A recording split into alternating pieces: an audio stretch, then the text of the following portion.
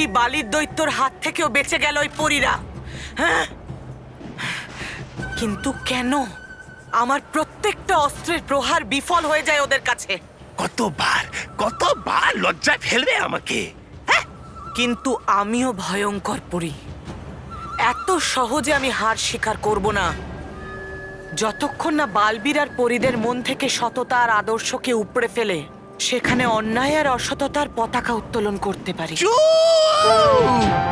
মানে চুপ করে থাকবো না আর আমিও যতক্ষণ না ওই পরীদের আমার সামনে নত হতে না দেখছি নিশ্চিন্তে শ্বাসও নিতে পারবো না আমি। ব্যাস একবার শুধু আমার দণ্ডটা আমি হাতে পাই, তারপর পরীদেরকে আমি এমন শিক্ষা দেব যে তারা চিরকাল মনে রাখবে। জানি না কখন শিখবেন আপনি নিজে কোনো শিক্ষা। বারবার পড়েছে হারের থাপ্পড় আপনার সমস্ত পরিকল্পনা। প্রথমে ওই মোবাইলের পরিকল্পনা,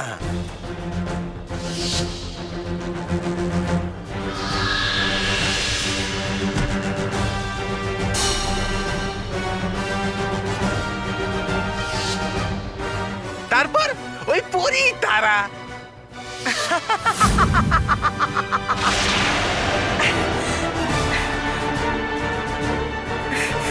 রানী পরী, ওই দেখুন ভয়ঙ্কর পরীর আসল ছায়া।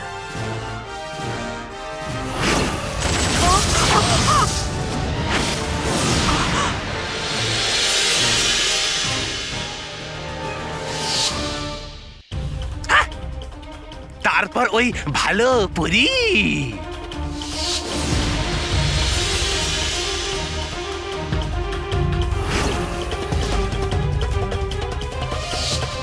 আর এখন ওই বালির দৈত্য।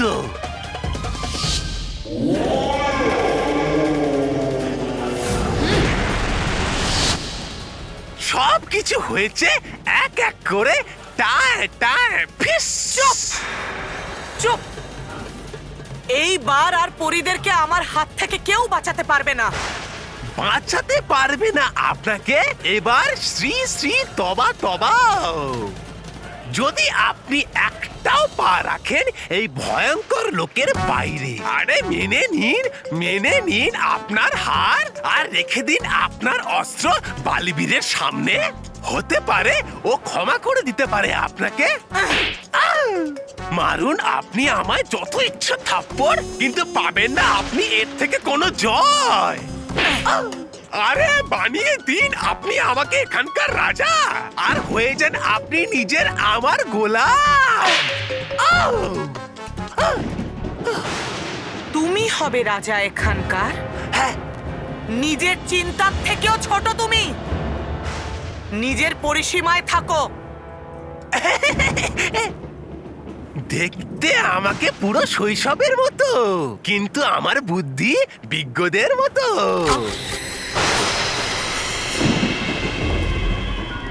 শৈশব?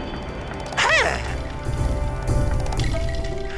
আরে শৈশবের ওপরে যাবেন না আমার। দিন আমাকে একটা সুযোগ পরিভয়ঙ্কর। শৈশব? আরে শৈশব কি শৈশবে আটকে গেছেন আপনি? তারপরেও তো বলুন। শৈশব? আবার শৈশব? উফ!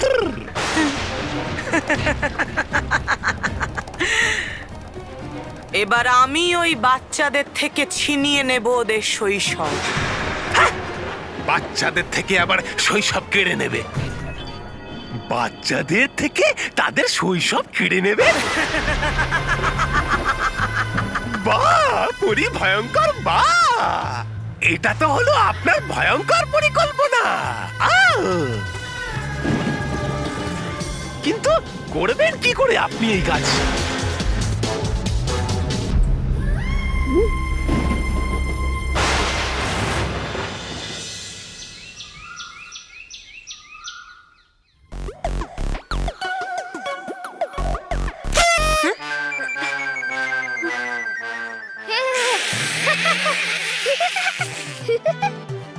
কাকু, তুমি তো আমাকে ভয় পাইয়ে দিয়েছো। বললে ভয় পেয়ে গেছে,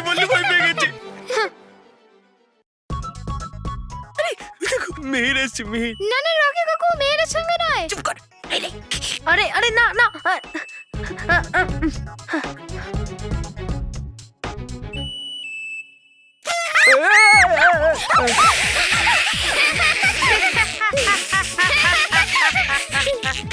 কে করলো এটা? এই বদমাইশি কে করলো? আমি তো কিছু করিনি বাবা, আমি তো এইমাত্র আসলাম। বললু, মানব, কি করছো তোমরা দুজনে? হ্যাঁ, আরে রকি তো এমনিতেই দুষ্টু, এ তো দুষ্টুমি করতেই থাকে, কিন্তু তোমাদের দুজনের তো এটা বোঝা উচিত না। তোমরা দুজনে বড় হচ্ছ, কবে যাবে তোমাদের এই বাচ্চামো? আরে কি হলো, এত চেঁচাচ্ছ কেন? এই নাও চা নাও। কি হলো, নাও। আমাকে একটা কথা বলো, দুষ্টুমি বাচ্চারা করবে না তো কি আমরা করব? নয়তো কি, এই বাচ্চাদের দুষ্টুমির জন্যই তো বাড়িটা আনন্দে ভরে থাকে। হুম। আর যখন এরা বড় হয়ে যাবে তখন এই দুষ্টুমি আমরা মিস করব। হ্যাঁ, কিন্তু আমি এত তাড়াতাড়ি বড় হব না। আর এখন আমি আরো অনেক দুষ্টুমি করব। আর মহেশ, তুই হয়তো ভুলে গেছিস, কিন্তু আমি ভুলিনি যে ছোটবেলায় তুই কেমন ছিলিস। মা, আমি জানি যে দাদা ছোটবেলাটা কেমন ছিল। রকি কাকু, তোমার কি করে মনে আছে? তুমি তো তখন খুব ছোট ছিলে, তাই না? না না, আমি বলছি যে আমার মনে আছে আমার ছোটবেলায় দাদা কেমন ছিল। ওই চম্পা কাকিমার ঘর থেকে বাসন চুরি করা,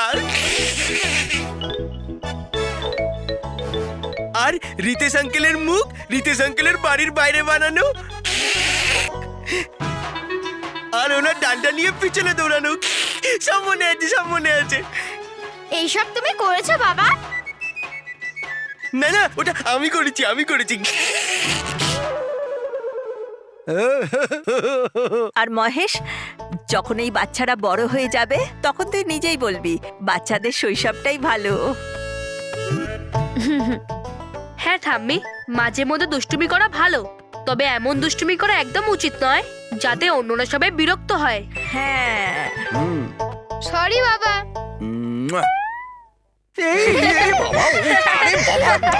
আমি দেখছি, দাঁড়া।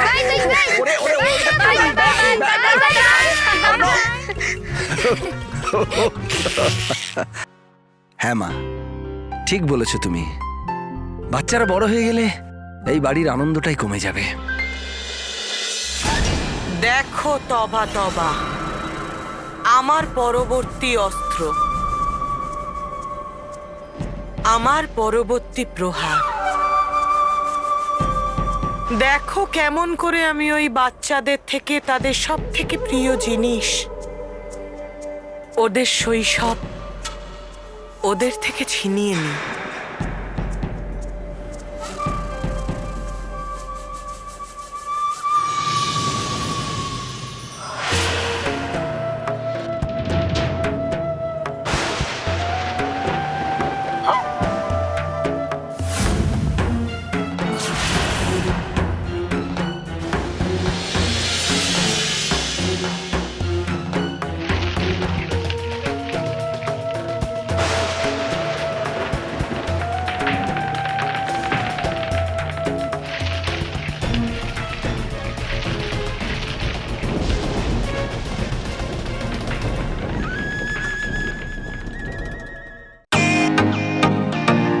Welcome to Beaten World.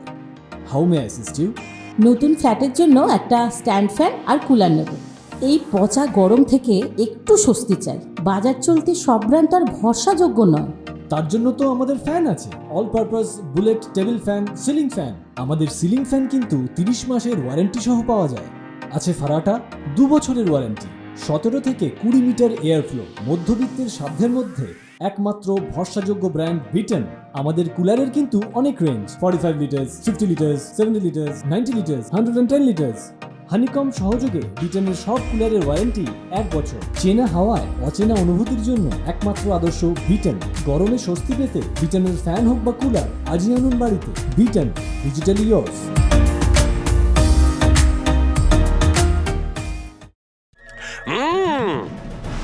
নিয়েছেন আপনি সঠিক সিদ্ধান্ত। আর আজ থেকে এইভাবেই চাষবাস করতে থাকুন আর ফলাবেন এখানে ফসল। তাছাড়া পাওয়া যায় ঠিক এই ফলই বালবীরের সাথে যুদ্ধ করা। মাঝখানে একদম কথা বলো না তবা তবা। এই গাছ একটা সাধারণ মানুষের মতনই, যা ফলে ফুলে বড় হয়ে ওঠে। এবার দেখো, হ্যাঁ?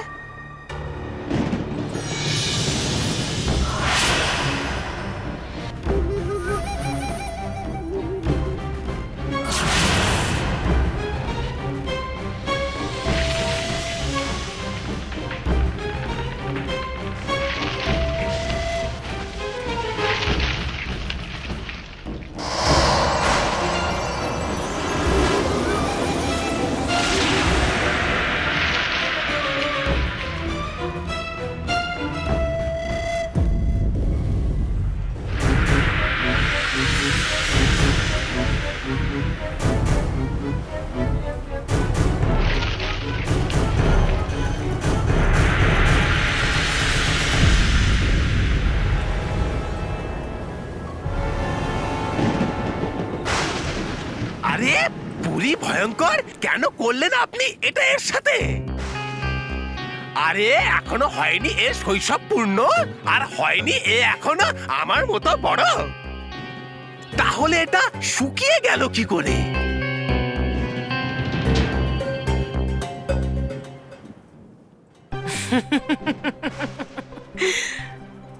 এটা হলো আমার শয়তানি হাওয়ার কৃতিত্ব, হ্যাঁ? যেটা শুকে বাচ্চারা ফলে ফুলে বেড়ে উঠবে না, বরং ওরা সোজা বড় হয়ে যাবে।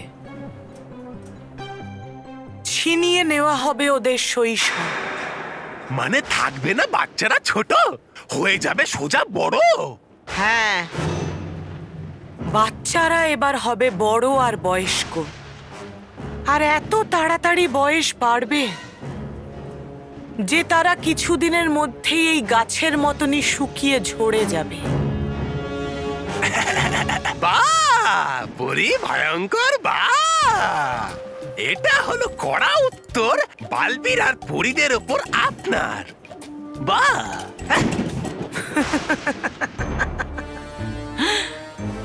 এবার এই অসতের হাওয়াকে আমি পৃথিবী লোকের হাওয়াতে মিশিয়ে দেব, আর তারপর যখনই বাচ্চারা নিঃশ্বাস নেবে, এই বিষাক্ত হাওয়া ওদের রন্ধ্রে রন্ধ্রে ছড়িয়ে পড়বে, আর প্রত্যেকটা নিঃশ্বাসের সাথে সাথে ওদের বয়স ক্রমশ বেড়েই চলবে। আর একবার ওরা 100 বছরের হয়ে গেলে তারপর ওদের শৈশব ফিরিয়ে আনা কিছুতেই সম্ভব না।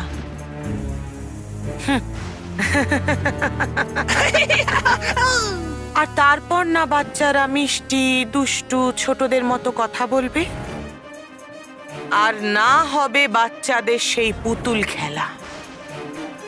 পাঠশালায় গিয়ে আর পড়াশোনাও হবে না, না হবে বাগানে গিয়ে দোলনায় দোল খাওয়া, আর জেদও করবে না ভালো মন্দ কিছু খাওয়ার জন্য। বাহ, পুরি ভয়ঙ্কর, বাহ! যখন থাকবেই না কোনো বাচ্চা, তখন বালবীর করবেটা কি? এবার দেখব বালবীর কেমন করে বাঁচায় এই বাচ্চাদের শৈশবকে। বাচ্চারা, আজ আমরা ক্লাসে খুব মজাদার একটা জিনিস করব। কি স্যার, আমরা সবাই ক্লাসে ঘুমাবো?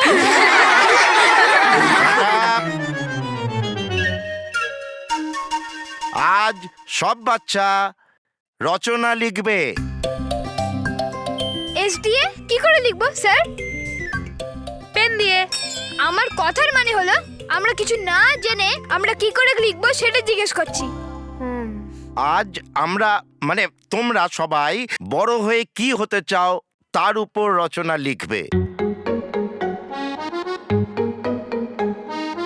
বস, তুমি তো আর কিছু হবে না, না? কেন?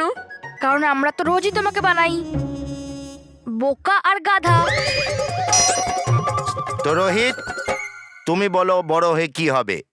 স্যার, আমি খাদ্যমন্ত্রী হব আর একটা আইন বানাবো যাতে সব বাচ্চারা ফ্রিতে পিৎজা আর বার্গার পায়। খুব ভালো, খুব ভালো। কিন্তু এর থেকে তোর কি লাভ হবে? কারণ তুই বাচ্চাদের ফ্রিতে পিৎজা আর বার্গার খাওয়াবি না। তুই তো ততদিনে বড় হয়ে যাবি না। Shut up. কুশল, তুমি বলো বড় হয়ে তুমি কি হবে? স্যারের ক্লাসের বাইরে মোড়ক হবে। তুমি কি হবে বড় হয়ে বললু, বলো। স্যার আমি তো প্রতিদিন হই আর বাচ্চাদেরকে রক্ষা করি। মানে স্যার আসলে আমি বাচ্চাদেরকে ভুল করার থেকে আটকাই। Very good, very good. তো মানব, তুমি বলো তুমি কি হবে বড় হয়ে? স্যার আমি বড় হয়ে ভালো আর সত্য লয়ার হব। বাহ, সাবাস। আর আমি বড় হয়ে একজন টিচার হব আর সবাইকে পড়াবো যেমন আপনি পড়ান। খুব ভালো, খুব ভালো। হ্যাঁ স্যার, আর বাচ্চাদেরও বলবে বাচ্চারা কালকে স্কুলে হোমওয়ার্ক করে আসবে, না হলে মেরেই দেবো। Shut up, shut up. Montu, তুমি বলো তুমি কি হবে বড় হয়ে? মজা। Shut up. মানব, আমি বলতে চাইছি স্যার মজা করছে। কি? আমি বলতে চাইছি স্যার যে মন্টু বড় হয়ে নিশ্চয়ই একটা বড় মানুষ হবে। হ্যাঁ স্যার, আমি বড় হয়ে একটা বড় বিল্ডার হব। নিজেই এত বড় বিল্ডিং, তাহলে তো বিল্ডারই হবে। তো কুকি পুকি, তোমরা কি হবে বড় হয়ে? আরে স্যার আমরা তো পাইলট হব। আরে আমাদের বাবা বলে যে আমরা খুব ভালো ওড়াই। হ্যাঁ। তোমরা এরোপ্লেন ওড়াও? ও না, ঘুড়ি। চলো ঠিক আছে, তোমরা যে যা বড় হয়ে হতে চাও সেই ব্যাপার নিয়ে রচনা লেখো। Okay sir.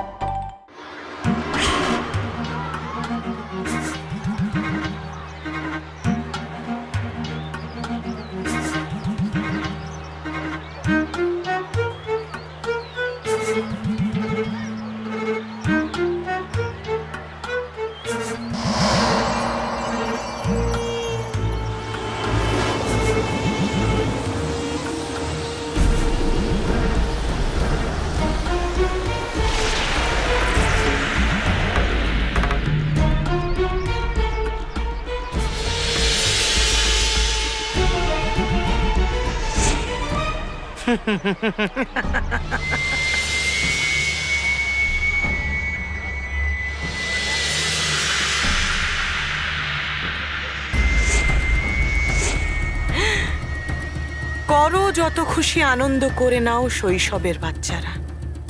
এটা তোমাদের সবার শৈশবের শেষ দিন, কারণ কালকে সূর্যোদয়ের সাথে সাথে কোনো বাচ্চারই আর শৈশব থাকবেই না।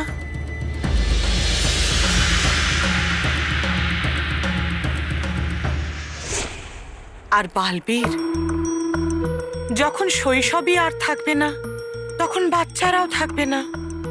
আর বাচ্চারা যদি না থাকে তাহলে তোমার অস্তিত্বটা তো নিঃশেষ হয়ে যাবে, তাই না?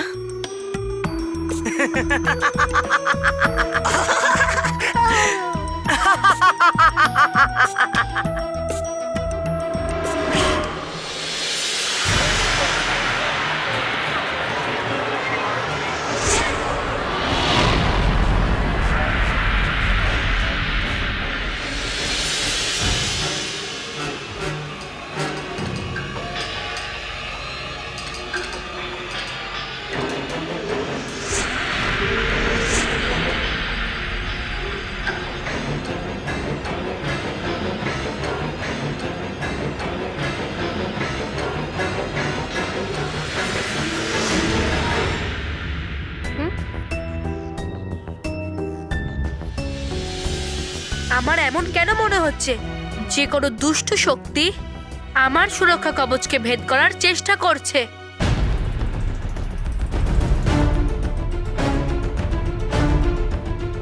কিন্তু যদি এটাই হয় তাহলে আমি এখানে কিছু দেখতে পাচ্ছি না কেন?